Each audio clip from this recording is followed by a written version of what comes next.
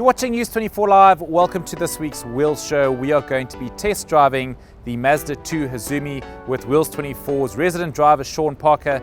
This Mazda has a 1.5 litre turbo diesel engine. It packs a lot of power for a super mini. Let's give it a spin.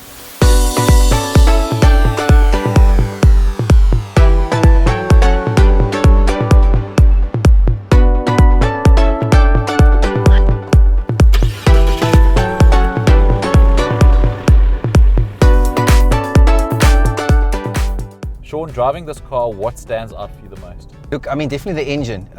It's a 1.5 diesel. It's got 250 Newton meters of torque, and it pulls strongly. It's in gear. Acceleration is it's sort of very good. Obviously, diesel. It's more economical, but I think that buyers need to be aware that one will only see the benefits if you do sort of high mileage. So if you're doing over 25,000 k's a year, then the diesel option is definitely sort of for you. But it's definitely one of the strong points of the car. Yeah. And from a safety perspective, I mean, do you feel safe where you are? And tell us a bit more about this dynamic safety control that it has. Look, the Hazumi, being the top of the range, it's got more than enough airbags. It's got your front airbags with driver, your curtain airbags as well. It's got ABS and EBD, and then also, as you mentioned earlier, it's got DSC, dynamic stability control. Yes. So if one of the wheels loses traction, the car actually gives power to that particular wheel, and you are kept out of that edge, which always helps. Another feature, Nick, that I also really like about this car, and we've seen it, for the first time in a super mini and in this sort of like segment, is the stop start. So this is a fuel saving method for when a car comes to a stop and you have your foot on the brake, the engine then cuts off automatically, and once you get going again, the engine sort of starts up automatically. So that's very, very cool for city driving, and especially with the cost of fuel. I know that there is another fuel hike going to happen soon. So yeah, that always comes in handy. And what are the other specs that you can tell us about?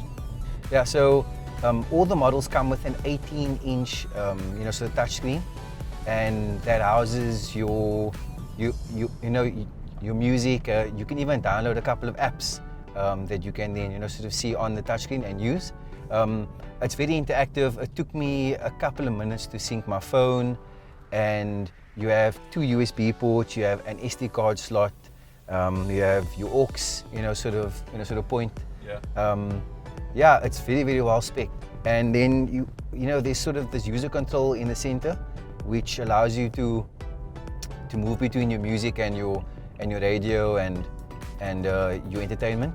And then you also have Bluetooth and all of those buttons on the steering wheel, so you don't have to move very far to sort of get your music pumping or to answer that call, and to obviously be safer.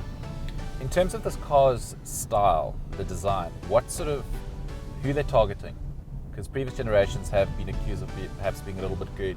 Yeah, I think that the new generation definitely has a broader appeal, and I think that young men wouldn't be embarrassed to be seen in this car.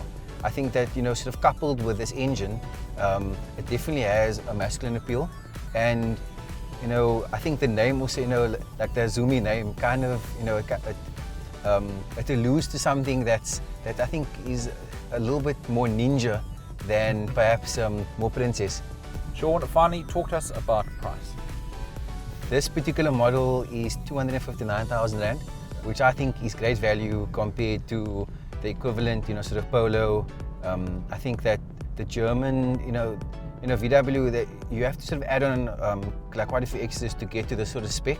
So for someone that's looking for a car that's very, very well spec'd and that's willing to spend, sort of upwards of 250,000 Rand, I think that the Mazda 2 is a genuine, sort of option.